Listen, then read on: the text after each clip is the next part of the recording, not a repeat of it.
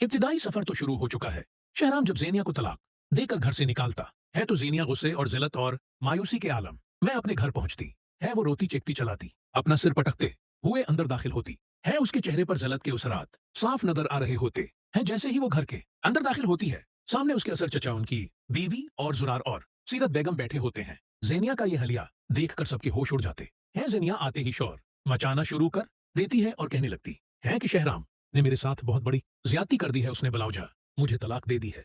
कभी उसकी चची जान अपनी जगह से उठती हैं और तंदी अंदाज में बोलती है कि तुम्हारा कोई पहला नहीं है। जब दिल चाहता है तुम शादी कर लेती हो, जब दिल चाहता है तलाक ले लेती हो। तुम्हें तो अपनी इज्जत की जरा भी परवाह नहीं है। तुम्हें तो बस अपना तमाशा बनाना आता है। ये सुनकर ज़ेनिया तो अपने आपे से बाहर हो जाती है और अपनी चुची से बदतमीजी करने लगती है। वो चीख कर बोलती है कि आपको मेरे मामलात में बोलने का कोई हक नहीं है। ज़ेनिया की ये बदतमीजी देखकर सीरत बेगम के सब्र का पैमाना लबरेज हो जाता है। वो उसे में उठती हैं और ज़ेनिया के मना पर एक जोरदार थप्पड़ रसीद कर देती हैं। सीरत बेगम की आंखों में आंसू तेर बोलती है, ये थप्पड़ तो मुझे बहुत पहले मार देना चाहिए था। अगर तब मारा होता तो आज तुम इस हाल में ना होती और अपनी जिद और अना में अपना सब कुछ बर्बाद न कर बैठी होती। ज़ेनिया जो अपनी माँ का ये रवैया बर्दाश्त नहीं कर पाती और चीख कर बोलती है कि मेरा इस दुनिया में कोई नहीं हनकता नहीं है, ना मेरी इज्जत, बच्चे, न शहराम, सब कुछ खत्म हो चुका है। वो पागलों की तरह अपने कमरे की तरफ भागती है और दरवाजा अंदर से बंद कर लेती है और खुदकुशी करने की कोशिश करती है। मगर घर वाले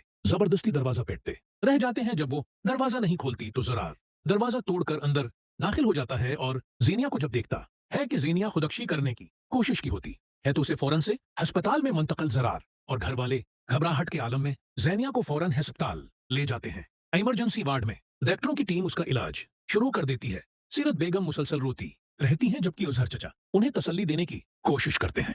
चंद घंटों की जदोजहद के बाद डॉक्टर बाहर आकर बताता है कि ज़ेनिया की जान तो बच गई है, लेकिन उसकी जहनी हालत बहुत खराब हो चुकी है और उसे मुसलसल निगरानी की जरूरत होगी। ये खबर सुनते ही सबके चेहरों का रंग उड़ जाता है। जुरार गुस्से और दुख के मिले जले जज्बात में मुब्तला हो जाता है।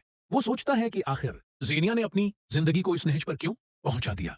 जब ज़ेनिया को होश आता है तो वो बार बार एक ही बात दोहराती है, शहराम ने मुझे छोड़ दिया, मेरा सब कुछ खत्म हो गया। उसकी आंखों में अजीब सी वीरानी नजर आ रही होती है। दूसरी तरफ शहराम को भी ज़ेनिया की हालत की खबर मिल जाती है। अगरचा वो ज़ेनिया के धोखों और साजिशों से सख्त नफरत करता है, लेकिन किसी इंसान को इस हाल में देखकर उसका दिल भी बेचैन हो जाता है। फरियाल शहराम से कहती है, जो होना था हो गया, अब नफरत से ज्यादा जरूरी यह है कि एक इंसान की जान बच जाए।